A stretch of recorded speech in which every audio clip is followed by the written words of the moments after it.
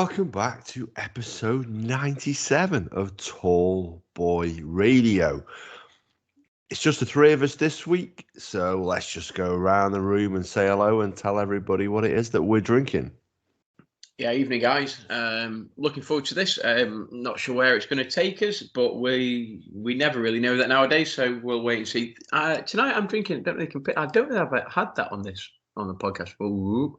It's an Adnan's, and it's a ghost chip. It's only 4.5%, but it's like a sort of citrusy pale ale. It's pleasant. It's very drinkable. Obviously, TBR podcast merch. Woo. Yeah, very pleasant. And just in case that goes, or should I say when that goes, I've then got Shipyard American IPA for afters. So yeah, looking forward to this. Winner chicken dinner. Andy? Howdy. I'm on a new one for me, Borderlands Brewery Tara's IPA. Focus. Taraz. Taraz. We don't know how it's pronounced because I'm Scottish or Alba. Is that what they speak? Is it Alba language up that way? I have no idea. Ah, dear, I probably just offended a good portion of our listeners. What's it like that? What's it like that one, Duke? So I've got that one in the cupboard for a later episode. I'm curious. Just about to have my first sip out of the old tankard. Tankard indeed. Good. Very good. Very good. I'd buy more of it. Nice one. Well, Stuart, who is the head brewer of Borderlands Brewery, is hopefully going to be joining us in the new year.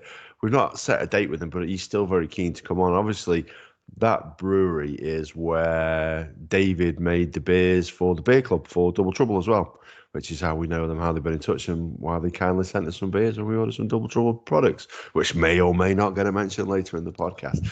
Now, Andy and I were chatting earlier, and I discovered a beer, a Golden Drac Smoked, which Andy hadn't tried before. No way.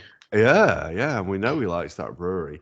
So I've got a question, dude. Have you ever had Grimbergen Rouge? Yeah. Yeah, I thought I thought twice in one day would be quite unlikely. Well, that's the beer I'm drinking today. It is Grimbergen Rouge. So we know Grimbergen is one of Andy's favourite beers. Well, this one is obviously the red version, as you can sort of tell. It's in my La Chouffe glass, and it's flavoured with strawberry, cranberry, and elderflower. And I can see by Gaz's face the idea does not appeal.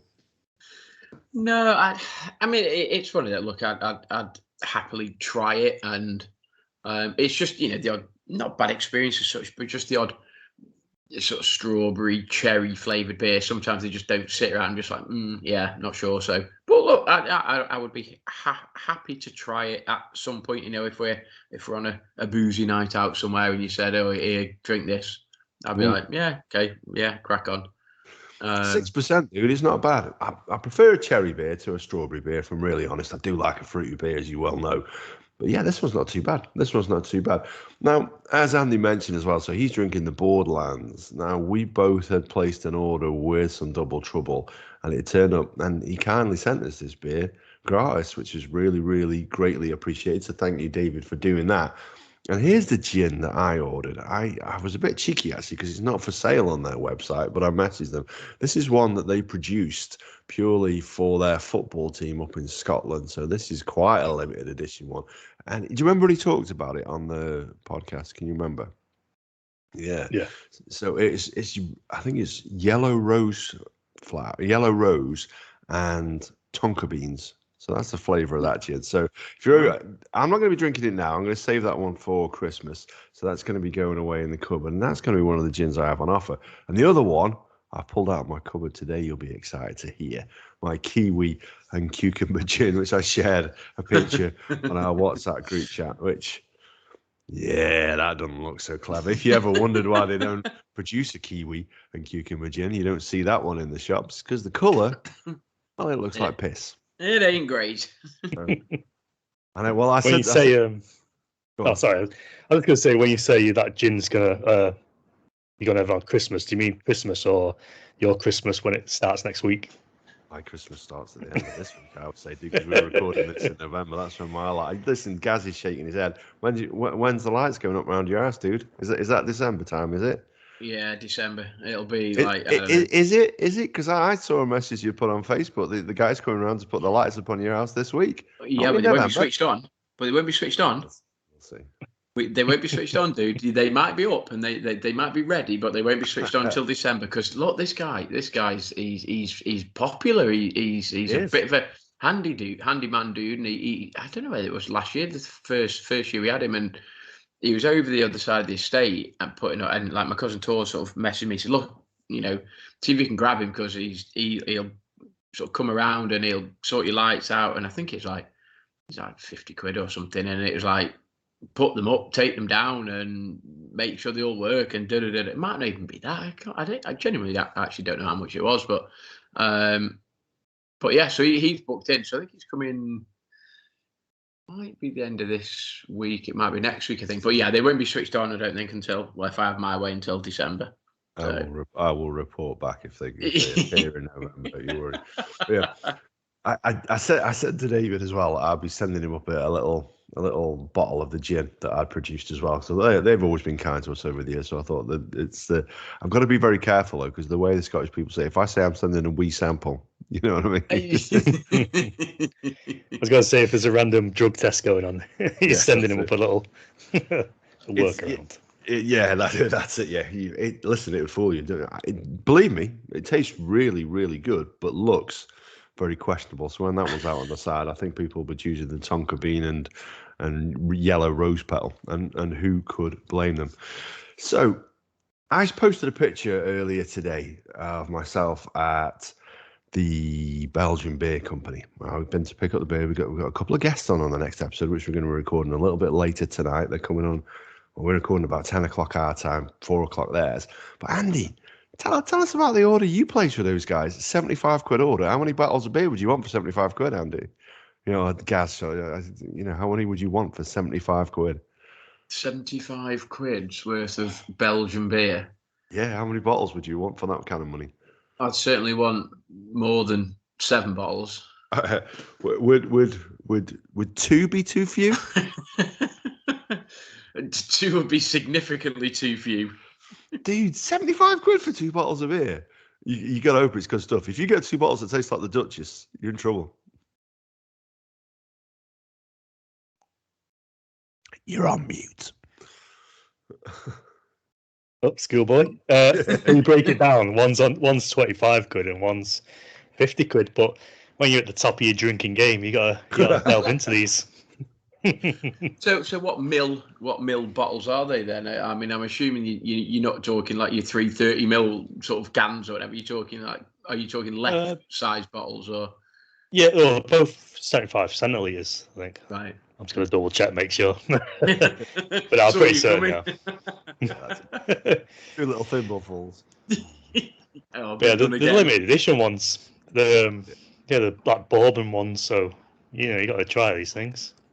Yeah, probably not the most expensive beer I've bought. I bought. I think I've mentioned it in a past podcast. Went to Brewdog a couple of years back, and there was a beer there called like Red Ryan. So I thought, yeah, I'm buying that.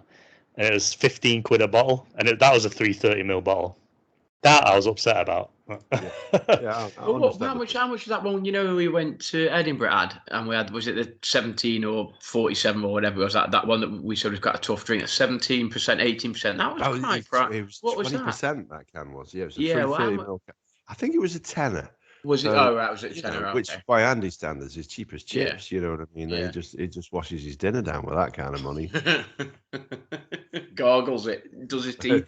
That's shocking. That is expensive.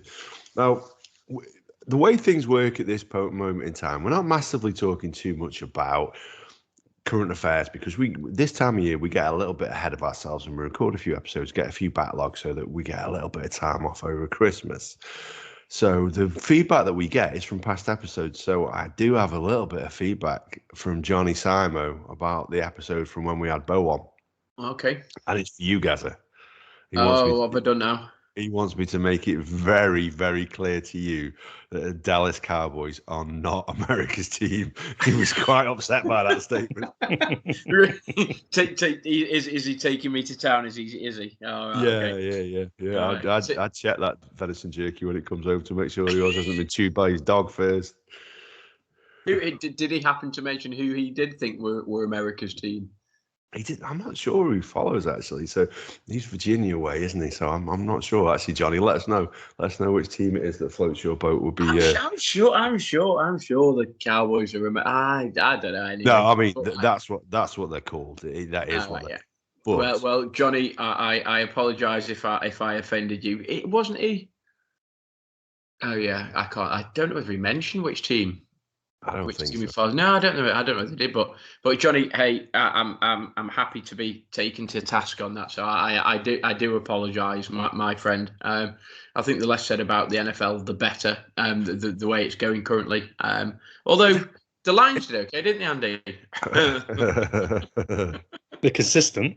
So they that's are what you want. You can't argue with that statement. It was a funny week this week, though, really, when you look at the teams that you guys were playing. So obviously this will have happened sort of 10, 14 days ago if you're listening back to this. So the Bears played the Ravens, excuse me, and the Lions played the Browns. So as much as I didn't want you to win, divisional rivals, as it was, we lost anyway, so it didn't make a damn difference.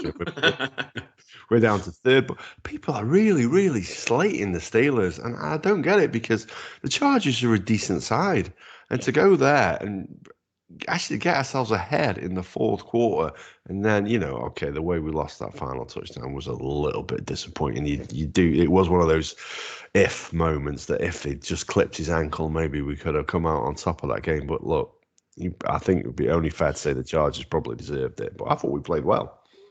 Yeah, I'm just getting frustrated that the Bears just seem to come up with new ways of losing games. It's like every week I can't think were the Ravens something like, I don't know, was it like 4th and 12 or 4th and 13 or something, and then all of a sudden like that they make it, and then with it was like 3 or 4 seconds to go or something, the Bears have like a busted coverage and he throws like a 30-yard pass, the guy gets out of bounds, and then does he kick a field goal or something? Yeah, I can't remember what it was. I remember checking it out, and I think with about a few minutes left to play, you guys were winning, and I was like, yeah, I'm disappointed for the bet, but do you know what? I'm actually okay with that in terms of the conference. I've got a guy at the mate at the golf club, Paz, who he's I would say Redskins, but he's a Washington fan, and he sort of tweeted me, and I'm just going to try and find it. Oh, here you go. So 4th and 11 with like a shocking face. So I was like, so I tweeted him back. I went, seriously fed up of finding new ways to lose games. And his reply was, oh, fuck, honestly thought you'd won that one. I was like, so did I, dude. Yeah. So, yeah, and it's just like really, like, anyway, don't get me started on it, because I'm sure in the next episode with a couple of our guests, we might turn a little bit to NFL for 2 minutes, but we might not. You never know. And I could talk about the Bears for ages, but I suspect we will, because these are two guys from Illinois. One's a Colts fan. I can't remember who it was, the other guy he supports, but these two guys have been and lived your bucket list dream. Both these guys have been to Soldier Field to watch a game. Yeah, I'm obviously going to talk to them about that maybe, and sort of ask them what it was like, because in a strange sort of way, Soldier Field is, and I might get shouted at, it's a little bit like Goodison Park. It's an old style stadium. It's been there for years. It's got character. It's not like SoFi Stadium or something, or SoFi Stadium. One of the new ones that a bit like if you follow soccer, if you listen to us in America, it's not like the Tottenham Hotspur Stadium, which is all singing, all dancing. Goodison Park, the Grand Old Lady, is a proper rickety old stadium, and I get the impression that Soldier Field's a bit like that. And I'd love to go there. That both that it's a proper bucket list for me. And I've said it before, personally, without the family and stuff, it's not a family bucket list, but for me personally, it's like top 1, top 2. It's go to Soldier Field, watch the Bears play, go to Augusta and watch the Masters, like 1 and 2. So, do you know what I mean? It would be a bit of a dream come true. And I'm sure I'll be able to pick the brains of the guys that are coming on. I won't give away too much as to who they are and what they do and stuff, because obviously that's to follow. But yeah, the NFL is just a bit disappointing. I mean, a couple of strange results this week with various teams that you would think winning, not winning. But Colts had a big game, didn't they? Colts had a like a monster game, and actually they're looking decent, to be fair. You know, really, really, really solid. And actually, and my tip, the Bills, they sort of faltered. They're faltering the last couple of weeks and stuff. So they're not quite looking as invincible as they did early season. So the Chiefs aren't doing great. I don't know where they won at the weekend, but what are they? Are they 6-4? Are they now or something? So again, not fantastic. I did notice that. I think the Patriots are there back on top of their conference. I think there was a tweet come through with, was it Belichick who's giving it the all like sort of thing, yeah, we're still there sort of thing. So the Chiefs beat the Cowpats. You're right. They did. Yeah, right. you are quite right with the Cowpats. Yeah, Johnny would appreciate that one. Bo Lesser. So the guest that we got on from the Pub Time podcast, have you guys had a chance to listen to much of their podcast now? They won't get to hear this back till after after we recorded that one, so you can be honest. No. Well, they had a guest on last week, and anyway, he was talking about he'd visited Soldier Field as well, and he was saying it's literally that cold of a stadium. And I've been to Goodison Park; it was pretty cold the evening that me and you went to watch Arsenal win 1-0 there, and he said literally his beer was freezing before he could put it in his mouth. That's just how cold it was. It was Well, I remember years ago, it might a few years ago, like the wind chill coming off the lakes. Obviously, they said it was like was it something like -10 or something? Wind chill was like up at like -25 or something stupid, -30 maybe. And there were memes and videos of people sort of throwing water up into the air, and it like literally was just like freezing before it hit the ground. And you're like, wow, that's pretty cold, to be fair. That's cold. That is ridiculous, yeah. That is super cold. And the previous episode they'd done it, and it was pretty humorous, I'll be honest, an episode about the Coal Hollow Monster, which is a Yeti-type creature. I just thought, now, I toyed, I should say, with, when we were testing things out for this podcast, I did a separate podcast called History of Haunting, and the last episode I did of that was Cryptozoology. And I'd just be curious just to get you guys, your opinion on that, and just to see what it is that you think about that, whether you believe in cryptozoology, whether you believe in some of the creatures that are around the UK that have been cited. So go on, who wants to go first and let me know your opinions on that? Beast of Bodmin? Nah. Nah. Like Loch Ness? Nah. What this drums up a bit of interest in a boring part of the country, doesn't it? No, I joke. I think out of various regions of the country. That's Scotland twice in this episode. I've only done it once, but no, it's something interesting, isn't it? Like a bit of tourism and all that. And as much as like, obviously, it's not true, but it's nice to know what if. But well, it's interesting. Like, what's the black cat in? Is it somewhere down Cornwall way as well? Isn't there? Like black panthers. Is it Bodmin? But didn't someone say there's like some sort of weird beast in it? I can't remember what they said it was. Didn't they? I can't even think what it was, but it wasn't like a panther or something. It was basically just like was it like a cow, a polecat or something? Or didn't somebody have something and it escaped as a pet or something? I don't know. I can't remember. That's one of Tiger King on holiday. We'll get to Tiger later. Don't you worry about that. But the Beast of Bodmin, there was a theory. It was a leopard or a panther. I forget the difference between the both. I think they might be the same thing. It's just the coloration of them. But yeah, the black panther anyway. And in various circumstances, they can mutate, and I think their legs become shorter. Sometimes because they've been in captivity for too long. So if you've ever watched Tiger King, that is something that does get mentioned in there. And some of the mutations were very, very similar to what's been described when it's been seen by the Beast of Bodmin. I've got to be honest, I don't really massively buy into it either myself. I don't believe it. Like, it's a story. I think we sort of said when we were talking about whether dragons were real. We've been on some journeys, haven't we, on this podcast? Thanks to alcohol. Yeah, thanks to alcohol. Yeah, it's normally involved. is always involved. It's always involved. Yeah. And that sort of thing, when someone sort of says, I was chased, John, I apologise now, but I'm going to share a story. When we visited my uncle in Stevenage, and he claimed he was chased by 3 Alsatians from, my uncle's like, well, they've got one next door, so I don't know what the third one is. And this story then mutated into a 3-headed Alsatian, which took John some years to live down, and I apologise for dredging that back up now. But you do find that over time stories get embellished and people add to, and the aura and the myth, and all of a sudden, as you say, you've been chased by a dog, and you glance back, and all of a sudden you think it's 2, and then it's, well, actually it's a 3-headed, and then it had like massive great big eyes, and then it's like breathing fire, and then all of a sudden you're like, oh my god, it's got wings, and it's now become like a hydra, or so people have massive tendencies just to over egg and over embellish sort of experiences, don't they? And I suppose that's and we spoke about, was it the unicorn being derived effectively from a rhino or whatever it was, and or narwhal or whatever you say, which I find a bit odd.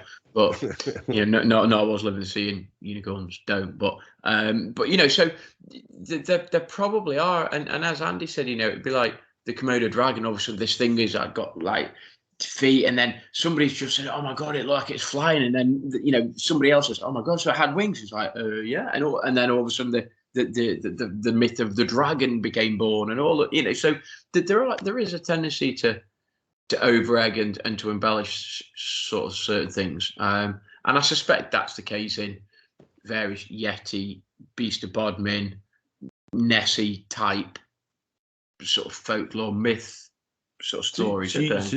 So neither of you buy into the Loch Ness monster then? Well, it can't be real, can it, dude? So, from a scientific, logical point of view, how long does it live? Like 1 million years or something stupid? I mean, well, it would have to be a family, wouldn't it, theoretically, for that story to continue? Yeah, but the family would then have to continue to perpetuate and to breed and this, that, and the other. So, I don't know. You think it would have been seen on clear footage by now, not just some grainy ass iPhone or whatever they use, potato. Yeah, exactly. If it was there, it would have been properly found and probably doing a selfie with a sailor or something. You know what I mean? It's just like if it exists. And then, to be fair, I think is Loch Ness got more fresh water? I don't know how to say this before. I'm sure Loch Ness has got more fresh water in it than all of the lakes in England and Wales put together. That's correct. Yeah, just because of because it's so. I mean, it's long gas as well, but it's so it's deep, huge, and it's the depth of it. And they said actually, if you added up all of the fresh water, so that includes all the Lake District and all of that, and you're just thinking, fudging hell. Yeah, and it's all of England and all of Wales. And if you've ever visited the lakes, the amount of water there is massive. I've never been to Loch Ness. Maybe that's a place we'll have to do a podcast from. So we drove there. So I remember me and Jenny went to Edinburgh, and we were like, oh, we'll go for a bit of a drive out, and we were going to go to Loch Lomond. Was that right? Loch Lomond, yeah, they make a decent whiskey there. Actually. So but it's absolutely is it Loch Lomond? Yeah, it's absolutely hammering it down, and we were going to go for a walk, and I thought, I'm not going for a walk in this. It literally was like not just raining; it was like coming in sideways sort of thing. So we'll just carry on this road. We'll go for a bit of a drive and stuff. So I ended up driving basically along the side of Loch Ness, and you're like, okay, yeah, there's Loch Ness. Okay, like 40 minutes later, you're still driving along this road. Like, yeah, still there. Yeah, there it is, sort of thing. And basically, we drove all the way up to basically near Inverness, and there was the Loch Ness Visitor Centre. I think it closed at like 6 o'clock, and we got there at like 10 to 6 or something. They said like last admission was, so we got in there and had a walk around and this, that, and the other. I bought a little bit of memorabilia. It's actually my golf bag. It's like a little Nessie. Those car sticker things are suckers. And you stick them on your window. I've got one of them in my golf bag. It goes everywhere with me when I play golf. And then we're driving back. It's one of the worst drives back imaginable. It's horrendous. It was awful. Tiny little roads, pitch black, hammering down in rain. Like literally, there's like rain coming down. You've got like sort of mountain, your tiny little road, and then valley the other side. And you're just like, if I go off here, it literally is game over. You got like lorries and cars coming the other way, and your wipers are on full. It was a horrendous drive. But yeah, so we went along Loch Ness, and it is big ass. It is a massive lake. But I know they were saying it's the depth. When you go to the visitor centre, they were always saying it's the depth of it, and it literally is so deep that all of the water in England and Wales can fit in it. And when you go to like Windermere and you go to like Ullswater and you go to all the others, and you think, wow, really? Like, yeah, and it is mind blown a little bit, in terms of that. So yeah, that's crazy. We've taken a boat out on Windermere. We did it for Kim's 30th birthday. We should have been in the win in Las Vegas because she didn't want to fly, so we had to end up with a boat on Lake Windermere instead. A little bit of a difference. Yeah. Yeah, but I've got to be honest. I'm a bit skeptical about that as well. I can't. It's one of those ones. It's like that. The stories didn't really. There were stories way back to sort of medieval times when everybody sort of looked like Andy were drinking out of vessels that Andy's drinking out of right now. If you're watching on YouTube, that's when the stories originated from. Yeah. But they didn't really start up. Then they died off for hundreds of years. And it didn't start up all of a sudden when the road was built alongside it, the road that you were just talking about there. So that's quite interesting, isn't it? That the stories weren't perpetuated through time. They'd sort of disappeared and then reappeared when there was closer access to it. I don't know if I buy it myself. And look, has somebody driven along the road, or has somebody gone along the road and caught sight of a floating bit of debris or whatever it may be, and then thought, oh, bloody hell. And then obviously you get those grainy ass photos of like meant to be like a head sticking out or whatever. And I don't know, just look, for local, for local business owners, and it's great. You get your tourists, and there's obviously a lot of money spent in and around that area on tourism effectively, and people will go there just because of the legend. Yes, it's beautiful, and it's a fantastic lake, but you go there and it's like, it's just because of Loch Ness. It's the monster. It's Nessie. It's I'm skeptical at best. So with that skeptical hat on, do you think that this is all a scam just to attract tourists and get the tourist book out of the pocket? I won't say it's a scam. I just think it's a bit harsh.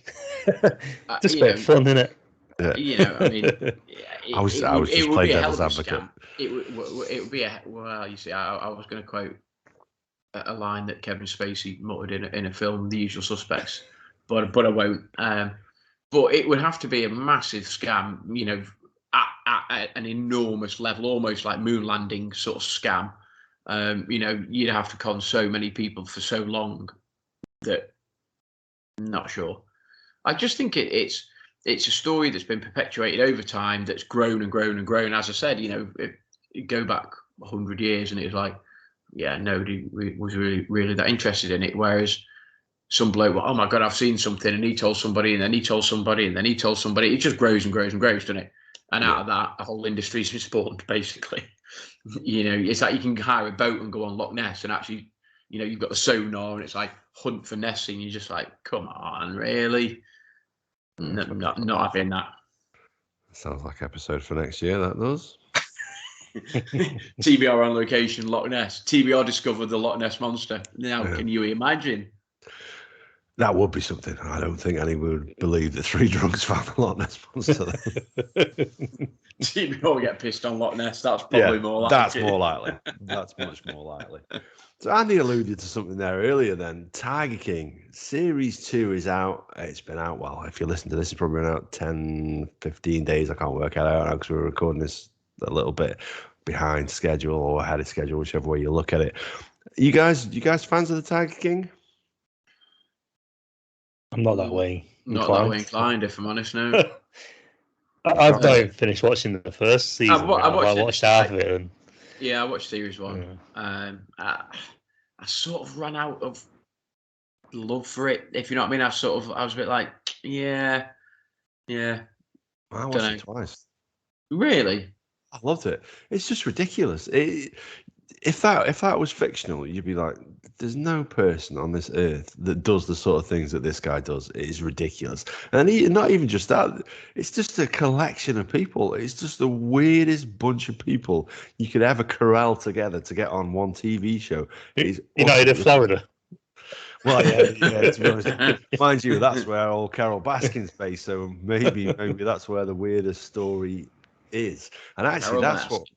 Yeah, Carol Baskin. Yeah, and that is exactly where Series 2 is more focused. It's more around Carol Baskin. It's more around her husband and her first husband's whereabouts as to whether he was. Right, okay. Yeah, and they look into a little bit of his rather seedy past and as to why somebody might want to be rid of him.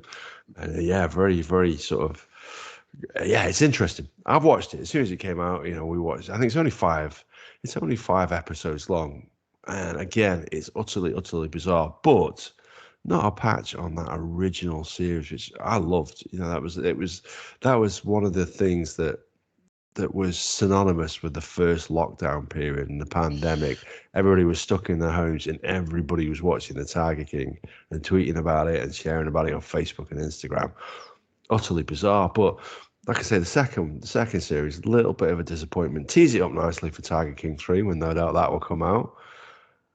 Yeah, it was a bit like, I think back in the day, whenever it was, like 18 months ago, whenever it was, as you say, it was sort of shocking, but strangely like compelling at the same time, sort of thing. And I suppose it's a little bit like completely different genre, so like Squid Game at the moment, it just absolutely just exploded over Netflix, and everybody's like, "Oh my god, have you seen it? You've got to watch it. It's gnarly. It's wrong on so many different levels, but it's compelling. You have to watch it." Blah blah blah blah blah. And I suppose it was a little bit like Tiger King in as much as nobody really heard of this. I say nobody heard of him, but outside of the select few in the States, certainly nobody in the UK had heard of him. And then all of a sudden, it literally exploded, didn't it? And everybody was talking about it. Who's this guy? Who's this Joe Exotic? What's Tiger King? What is it? What's it all about? And you sort of felt as though if you didn't watch it, you were missing out, which is weird. It was like you were in the minority. You weren't, but you felt like you were, because it felt like everybody was talking about it. And I was a bit late to it. I didn't start watching it like you did. I didn't start watching it until a bit later. And watched the whole of the first series and enjoyed it, but then I just ran out of steam with it. I don't know whether it ran out of steam or I ran out of steam with it, if you know what I mean. It's just a bit like, yeah. And it didn't grab me enough to want to think, well, actually, what has happened, if that makes sense. So. Yeah, there was a lot of backtracking and not backtracking in terms of withdrawal of information, but going back and looking at some of the backstory behind it. And this is what I wondered, and this is what I was going to bring up to you. This is the line of question I was going to go down after watching it. Why aren't sequels better than the original? Because that opportunity is there. You've set out the stall. You made that first film. Why are so few sequels better than the first? And I'd be interested to hear off you guys if you can name one or two that were. But when you think about it, that first film, there's always got to be, you're introducing a whole load of new characters, some people you've never heard of. Like Gaz says, nobody's ever heard of Joe Exotic or Joseph Maldonado Passes, to give him his real name, if that is what his real name is. I've probably pronounced it horribly wrong and upset another whole culture of people. You never heard of Carol Baskin, you never heard of the people, any of the other people who worked in the zoo. So there's a little bit of story setting, there's a little bit of setting the background of these people and finding out a little bit about GW Zoo. And it's the same in films. When you first make that first film, you don't know anything about Luke Skywalker. You don't know anything about Jack Ryan or whoever, the stuff that you guys watch, or James Bond. Well, probably a bad example, that one. But you don't know anything about them. And you set it out in that first film. The second film, you don't have to do that. You know the characters. You know the people involved. You only have to talk a little bit about the ones who've just been replaced, but you can just bang straight into that storyline. So why aren't sequels better? They should be, shouldn't they? Terminator 2, that's all I'll say. Oh, yeah.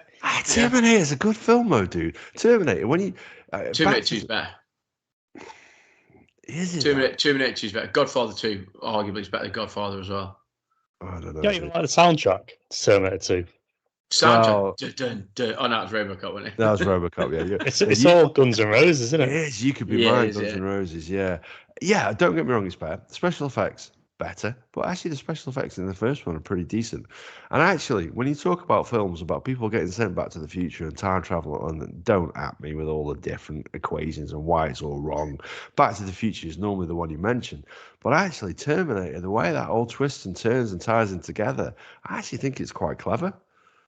Oh, yeah. I mean, the whole, like, time thing, and if you do this, then it affects, like, reality in the future, but then by affecting reality in the future, it sort of and it's all weird, and it's all this, like, but if you do that, then that would actually never happen. So actually, that guy that was born 40 years ago would never have been born, because in the future, you know, and it's all that weird sort of, you try wrap your mind around time thing. But you've got, like, Looper, and that, have you seen the film Looper? It's like, it's a time traveling guy. Obviously, he loops through time, and there's a cop that chases him, and this, that, and the other, and it gets a bit like, huh, sort of thing, you know. And things happen, you're like, huh. So I sort of get the time thing, but Terminator 2 definitely is better than Terminator 1 or the original Terminator. Yeah, I get your argument there. That probably is one of the examples, but there are the few Not and far many. between, aren't they? Yeah, the Yeah, few and far between, but they should be. They should be, shouldn't they? But it's not just because it's new. Yeah, I think people put that much creative effort into the first one that they don't always think of, you know, follow-on films. I know, say the Matrix, for example, they thought of a trilogy. They did the first one, but then they tweak the second one depending on how it's accepted in them, right? By people. So I wonder whether they chop and change bits. It's like Terminator's had loads of reboots, hasn't it? Because Terminator 3 was just, it's like a Channel 5 film. No offense to Channel 5, but Terminator Salvation was really good. Like, I thought they could have kept that. Was supposed to be a trilogy, but then the company that produced it weren't happy with the sales or something like that. You know, the one with Christian Bale and all that. Oh, that could have carried on, and then that could have led back into like Terminator 1 or something like that. But it's weird, isn't it? Because do people that say, okay, so you take the Terminator franchise, or you take the Predator franchise, or whatever it may be, and you just think, okay, so do the people that write the original film write it with 2 or 3 films in mind, or do they just write it and then somebody else picks it up and goes, oh, actually, there's a loose thread. That's actually, we can write another film on the back of that, and we can create something. Because, you know, rarely will you get the same film company that produces it. Rarely will you get, you know, it's always. So, okay, my kids love, and this is a massive left turn from Terminator and Predator. My kids love Harry Potter. So when J.K. Rowling started writing Harry Potter, she wrote a series of books. Did she write them? Harry Master Potter. So did she write them? And when she wrote book 1, did she have the 8-book series in mind? Or did she just write book 1 and go, oh, actually, I've maybe got a 2 or 3 book series in mind, and then think, oh, well, actually, I could develop this and I could do this, and then I could introduce this to do this. Because actually, when you tie it all together, it all fits. So there's artifacts and magic in the 7th that relate to the 2nd film, and blah, blah, blah, blah, blah. So, you know, do they write them with these massive, long seasons and series in mind, or do they just write them almost as a 2 or 3 book and then think, oh, I left that? Do you know, do they leave things hanging so if they wanted to develop it later, they could? I think they have an inkling and then they tweak it as they go along. Yeah. I know with films, I think they see how it goes and they think, oh, this worked, this didn't work, and then they change it a little bit. With Harry Potter, I don't know about the books because I've not read them, but the films, I know. I guess in games, what they do is when they're creating a story for a game, they create like a whole universe. They'll have like they give backstories to, you know, like if it's a sci-fi game, it will have all like history about each race and stuff like that, whether, you know, like where they're from, whether they're carbon based and stuff. So I do wonder whether maybe she went that in depth with it, but she's milked the hell out of that Harry Potter franchise. Harry Potter. So I don't know whether like she did put that much effort into it or not, or whether it's just like, oh, there's a golden cow. Let me just take it all out. Right? Yeah, and I don't know. You know, I mean, I'm a massive Tolkien fan. I'm a massive sort of believer. He's absolute literary genius sort of thing, and he spent loads of time backstories and genealogy of the different families and the different languages, and he developed and you know, so he obviously didn't just write the story. He developed effectively the world that those stories were based in, whereas J.K. Rowling has developed those stories, and okay, there's wizards and witches and stuff, but it's Earth. She hasn't created that whole genre, if that makes sense. So I don't know. I mean, there are some horrendous sequels that you think just should never have been made. And do you think they go down too far? Is it character development? And they think, actually, forget the storyline. We've got to develop this character. And actually, you don't necessarily want that. What you want is actually a decent storyline. You don't want just that. I don't want to know about that guy. I want to know about how that guy interacts with him and him and him and him, and how the story moves forward. I don't know. It's hard, isn't it? What are the ones that you think then, Ad? What are the sequels that you think work or don't work? Well, it's difficult to say because I didn't think of any specifically. I just thought. But to be honest with you, Terminator is a really good shout. I think Terminator, the original film, is a very, very good film, but there's a pretty solid argument to say the second one is a pinch better. But I think it's a lot closer than perhaps you guys would perhaps give it credit for. Well, that's just me. For me, the Star Wars films, but I think that goes back to a little bit of what you were talking about there, Gaz. I prefer Empire and I prefer Return of the Jedi to Star Wars, the original film. And if Craig, our pal, is watching this, he's my name is mud with him right now. But Empire is one of my favourite films. Now, those films, like you say, they were written all concurrently. They followed on from each other, and they're all written at the same time. They weren't sort of George Lucas thinking, actually, Star Wars has made a shitload of money. Let's make a second one, see if we can make ourselves a little bit more. Let's get a little those plastic figures out there in the world, clogging up people's drawers and make some money off of the licensing of that. I don't think that's the case with that, and I think that might be a little bit to do it. I mean, I love Cannonball Run, and I love Cannonball Run 2, and then they took it to the nth degree with Cannonball Run Fever, and gee whiz, that is an appalling film. Burt Reynolds isn't in it. You got John Candy is one of his worst performances, I would say, because he's pretty notorious. And there's a few now that are just rearing their heads as well.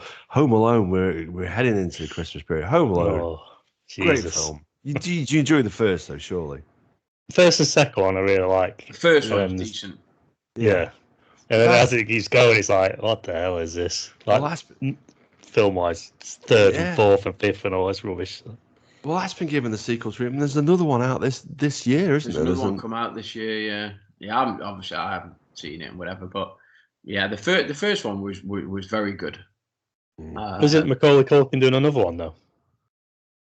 With Ryan Reynolds or something like that, where he's like baked at home. I'll tell you what, that would be good. I'm sure he's like keeps going on Twitter or something about it, and I'm sure Ryan Reynolds is like bigging it up or something like that. I don't know, but sounds like the kind of project you'd be involved in. Yeah, absolutely. Yeah, and that it just got me thinking because I got very excited. Tiger King 2 coming out. And I sat down and watched. I'm not going to say I was disappointed because I was still entertained. There was new characters in that where you just think, yeah, you're nuts. What on earth goes through your head? But obviously, Joe Exotic himself is in a state penitentiary. So the only time he appears is literally the top half of his head when he's on a call to the filmmaker. And obviously he's talking it through. And actually he's quite coherent and sensible. Whereas in the first one, you watch the whole thing and you watch, and he's like, oh, fucking hell, what is he doing now? The bit where, and it's when you watch it the second time that you pick up on the little bits of detail. So there's the bit where the I have to say, dude, I think loses his arm. Yeah. And he gets called over to it. If you actually watch it back, and he's sat there talking when the call comes through to say that this guy's lost his arm, the tiger's taken one of the arm off. When he turns up somewhere, wherever he's been, he's wearing an EMT jacket. He's actually stopped to put on a jacket that says he's a medical professional before he rocks up. It's like, you know what I mean? When you pick up on all the stuff like that, it's just mad all the way through. It's absolutely mad. And that's why I loved it, because it was just literally like, oh, I can't believe he's doing that now. All the way through. And you just think this can't get any weirder. And then the next episode starts and he's singing at a funeral, and then it's got the CCTV footage of the guy shooting himself in the face in front of everybody. It's like, what the hell am I watching here? How is this real life? This can't be possible. And as you say, you know, if somebody went to, and what did they say about, you know, fiction can't imitate real life or whatever, but, you know, if somebody went to a casting office and said, actually, you know, I've got an idea for this series, and it's the main protagonist is this guy, and he's, let's just say, sexuality is questionable, and his political motivations are questionable, and you'd just be like, yeah, that's not going to work. That's so unbelievable that actually nobody would watch that. That's so out there that you couldn't even write it as a comedy. It just is not watchable.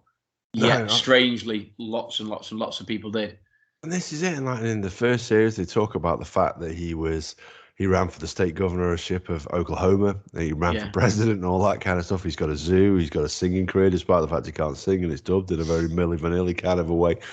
Then it starts off series 2, and you think there's nothing weird that this guy could ever have done. Then it turns out he was the youngest ever sheriff in Texas, or something like that. And it starts off with footage of him driving around in a Trans Am with green lights on top of it.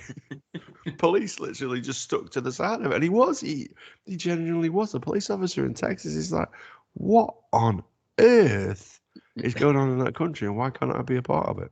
He's lived a very enriched life, is what he's trying to say. I can't wait to read his autobiography. I tell you, well, you don't have to wait too long. I think end of November, start of December is when it's due. Just in time for Christmas, folks. If anybody wants to buy me one. I'm hoping, Kim, if you're listening, I would like to read that book. Is there a mention of him turning down TBR's signed picture?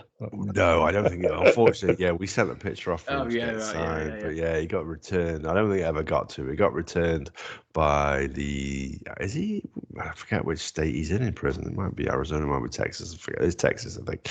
And it got returned because you aren't allowed to send card. And that's why. Right. So it never got as close to him. So maybe we'll send something over to him and get it signed. He just moved actually to some TBR knickers. Oh, dude. Well, don't plant the idea, because that's actually a really good one. We should do that. Send two copies. Well, we should say that. Really? No, we should get some made actually, and just send him some, like, so you can wear a pair of TBR knickers with our faces on his crotch. There's an image for you, folks. Beautiful. That's just DPG this episode. Can't wait for series 3. I imagine if we made Tiger King series 3. We're famous. Oh no, don't tell anybody. That's what you're famous for. Well, you don't want to know. Yeah, my face was pressed up against Joe Exotic's junk. And that's the title of this episode. So moving on, guys. If you guys got anything that you wanted to talk about. Not hugely really this week. I mean, obviously we've sort of touched on the NFL, which, you know, I was going to talk a little bit about Everton, but I'm sort of losing patience with them as well. So, you know, so yeah, nothing really.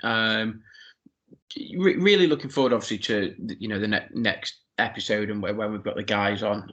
You know, I really enjoy when we have guests on. It as you know, it's great, the three of us, but every now and then it's nice. And I'm not saying we'd have a guest every week, but it's nice to have a different vibe every now and then with certain people. I did speak to Sid, who mentioned that he might be up for coming on again at some point. So, you know, he was like, "Oh, I listened to the one with Dave. Dave's on again." I was like, "Yeah." So we did Devil's Advocate, and then he came on to the one that I did, and he was like, "Oh, you know, I'll come on again soon." It's like, "Yeah, sound. Yeah, just pick something that you want to talk about and crack on." Well, we've got no guest plan for episode 99. If you want us to come on and join us for that, Sid, we'll chuck that one out to you. Obviously, you'll hear this after episode 9 has been recorded, so we should probably contact him in the meantime. Yeah. So I mean, yeah, he said he'd come on and chat. I mean, the other one is obviously we've got Craig, who's been on once maybe before. So it's great when you got guys that you can call upon, and I really look forward to it. And I look forward to sort of effectively growing the TBR family. So not just I say regular guests, but guests that we haven't had on before. So really looking forward to what those guys can sort of bring and what we can bring. And really enjoyed the hookups that we've had with the guys across the pond in America previously. A couple of the guys that we've had on. Really enjoyed those episodes, so looking forward to that. But in terms of sort of this week, sort of news-wise, or not a vast amount, really, dude. There's nothing. I don't want to go too political or this, that, and the other, and go too much down the sort of, the COVID rallies in Europe and all the riots and the this, that, and the other in Australia and all that, blah blah blah. Because we've sort of been there, done that. But I know it is, isn't it? So, is a mess. And we could go down the. Is it right? Is it not right? And COVID vaccines and passports and X, Y, and Z. But we won't. So, other than going too dark, there isn't a great deal this week.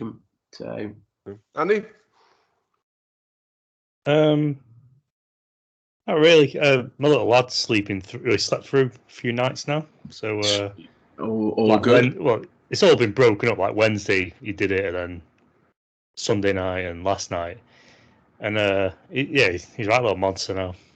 He's going to be carrying me downstairs in the morning soon. Yeah. Honestly, he's huge. That's good. No, that's other than that, always gone at United. That's interesting. That is interesting. Ollie. Yeah. So Ollie's gone, and he's no longer at the wheel. So they've pretty much admitted that they're going to give it to Michael Carrick for 2 or 3 games. Then they're going to get some guy in for 2 or 3 months until the end of the season, and then they're going to get a guy in at the end of the season. Well, it depends, because Tuchel went to Chelsea during the French winter break, so we don't know whether Poch might do that. But Eric's after a good start. He's won. Give him a contract quick. That's it. Pochettino seems like he's the most likely person to get the job from the looks of things. I think we might have to wait till the summertime. Well, they were saying that is it the ex-Barcelona coach? Is that Valverde or something? They were on about him being the interim guy. So Carrick will do it for 2 or 3 games. Then this Valverde will come into the end of the season, and then they're talking about Poch, because he's come out and said, "Yeah, I want it." But then there's very quotes on Twitter this and they're saying, "No, I'm happy at PSG," and so you never really know, do you? No. But you've got the January transfer window coming up, so who do you give the money to? Do you give it to? Is Carrick still going to be in situ, or is it this Valverde, or would you trust him with 150 million, knowing that he's going to be going in 3 months, 4 months time, and it's a new manager who you might not like any? It's just a mess, isn't it? It's just an absolute mess. It isn't. I think you could give it to you could give it to Carrick to spend that money, because there's a few deficiencies in the United team, like right back, for example. I personally think another centre back, but it could be like central midfield or whatever. I think right back's the bigger thing. So you could say like, well, that's an obvious weakness. Whoever's going to come in is going to want someone there. But do you not rate Wan-Bissaka then right back? Are you not a fan? He's good defensively, but going forward, he used to be a midfielder apparently, but it looks like he's never. When he crosses a ball, it's always the wrong one. Like if someone's near post, he does it far post. Yeah. If someone's like making a run forward, he taps the ball back and starts passing it back. It's just like, what are you doing? Like, if you're a midfielder, you should know your strikers are going to like be running in the box. Smash it in the 6-yard box. Hit it as hard as you can in that little area. It's weird. I suppose you look at the development of the right back, and as much as it pains me to say it as an Everton fan, you look at Trent Alexander-Arnold at Liverpool, you look at Reece James at Chelsea. These guys are not only, I say, half decent defensively, but going forward, you could argue that Trent Alexander-Arnold's Liverpool's most creative player, and he plays right back. Do you know what I mean? You look at the number of He's assists just a he right makes. midfielder, though, isn't he? Yeah, effectively he is. Because he don't defend very well. But he's banging them crosses in and assists. And that's the thing, is that they, Liverpool and Chelsea, that they play with their fullbacks so high, or wing backs, depending on which formation they play, so high up the field. Effectively, they're right wingers. They will influence the game. Where if you go back to, bless his little cotton socks, Lee Dixxon and Gary Neville and people like that, it was like, you shall not pass sort of thing. And they were, they were defenders. And if they got past the halfway line, then that was an absolute bonus. You know what I mean? You got Lee Dixon, Tony Adams, Martin Keown and Nigel Winterburn as an Arsenal back four. And if they went into the opposition half, that's they were all getting nosebleeds. They literally would just camp on the halfway line and go, well, there you go. You know what I mean? Other than when Tony Adams scored against Everton. I know where you were going there, kid. I beat you too. I know where you were going. But but that's just the development of the right back, isn't it? That's just what you do now. You don't really look for right backs that can defend. You look for right backs that can stay wide and deliver crosses. It wouldn't surprise him back in the day. David Beckham would be a right back now. Do you know what I mean? That's what he would do, because that's what. So, yeah, they cover some ground as well, don't they? Like, it must be like 10 miles a game or something stupid, up and down. But I was just thinking then, Trent Alexander-Arnold is sort of like reminds me a bit like Scholes, can't tackle, but he can cross and pass the ball. Annoyingly. And that's it, and that's. Yeah, annoyingly, and as I say, I think that's the development of that right back. But I think, look, we can talk about football all we want. United are probably 3 or 4 players short. Arsenal are probably 3 or 4 players short, and Everton are 7 or 8 players short of a decent team. You know what I mean? It's like we've got 3 or 4 that arguably can hold down a first team place. Other than that, we need the whole bloody thing ripping up. And actually, there was talk on Twitter today about Bill Kenwright and whether he's done a good job, bad job. And he's got less love than Matt Nagy, I think, from the Bears, which is pretty hard, to be fair. And loads of people are like, it's time for Kenwright to sort of step aside and give it up. And Mashiri needs to just say, look, there's the money, and basically get a director of footballing. Because I didn't know this, but there's whispers that Mashiri's been saying, like, no, you've got to sign this player, or I don't want that player. It's like, dude, you're like, you know nothing about football. Like, why are you dictating who we can have and who we can't have, sort of thing? So until you've got somebody, either as a manager or a director of football, that has absolute control over transfers, that's not going to work. So, cool. But yeah, we're knackered for the season. So less said about Everton and the Bears, the better, I think. Oh, I don't know. We might come up in a later episode. So that brings us nicely to a conclusion of this episode then. So who wants to say their goodbyes first, and any shout-outs that they might want to chuck in at this juncture? Juncture, that's not even a word, but you know what I'm saying. You're making up words now, dude. I've told you before. Yeah. I've told you before. You're confuddling me now with all these new words. It's horrendous. Yeah, I'll go first. I've quite enjoyed this episode. It's been a bit weird, really. We just chat shit basically for an hour, which is pretty cool. There is one. It's not really a shout out. It's just an honourable mention, really. There was a guy that helped us out massively, and we did our world record attempt, Stuart, who has sadly passed today. Stuart Kimblin sadly passed and stuff, and he was a character. Those people that listen in and around all stages, they'll know Stuart. I say Kimbo, and he was cantankerous, and he rubbed people up a little bit the wrong way at times, but heart of gold, really, and harmless in a way, and actually massively helped us out when we did our record attempt and volunteered to mark and score and this, that, and the other. So, bit of a sort of shout out to Kimbo. As I say, sadly passed today. So, and I've known him for years through darts. He obviously relatively recently wasn't able to play just because of illness and injury and this, that, and the other. So it's always sad when somebody passes that but yeah, bit of a shout out to sort of Stu, really.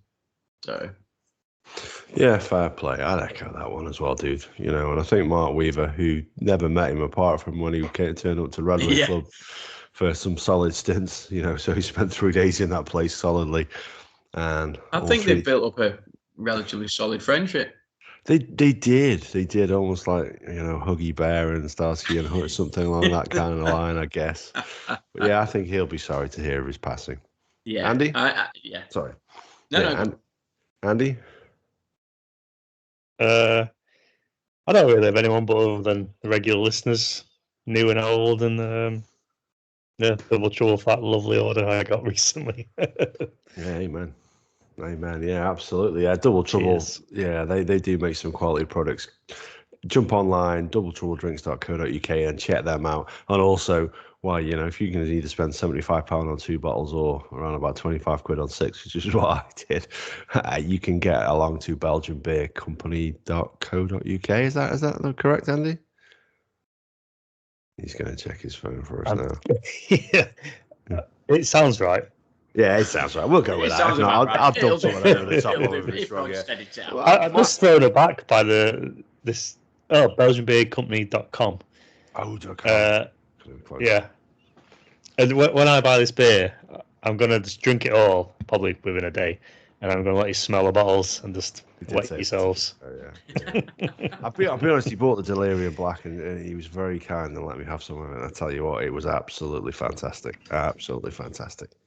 The only shout I'd give then, obviously, I think Gaz's shout out is certainly the most important, but I just want to give a quick mention to Dixxon Flannel. Dixxon Flannel UK now, so you can get these quality flannels in the UK shipped. You don't have to pay import fees. You don't have to pay for the cost of having them shipped from Arizona. You can pay £2.50 and have them at your house in about 2 to 3 days, rather than in some cases 2 to 3 months I had to wait from making the way over there usually by the US Postal Service. So definitely get involved. And also, Andy, check out their trading site on Facebook. You remember that one? Did you join that site? People selling these flannels. So Andy bought 2 flannels, which you couldn't be asked to return. Kindly sold them to me for half price. Whereas if you jumped on there, dude, you could have sold them for twice the price. Honestly, the price these things are going for is crazy. The Pier Avenue is one of the most sought after ones. I'm going to wear that the next episode if you're wondering what the Pier Avenue looks like. It's going for around about $200. It's absolutely insane. And even I'm all about the love, not the money. Listen, I ain't selling any of mine. So yeah, even just the stickers. So that is the sticker slash label that comes with this one, which is the Kruger that I'm wearing tonight. If you're on YouTube, even these are selling for $3 a pop, and it's just a sticker. There's money to be made, boys. I'm not going to be making it. Why not just buy them, sell them, buy some more, sell them? People do. There's an unscrupulous sorts making their money off of the back of Danny Dreyer and the hard work that he's putting in producing these wonderful flannels. And on that bombshell, I will wish you all a fond farewell, and I'll catch you next time. Thanks for listening.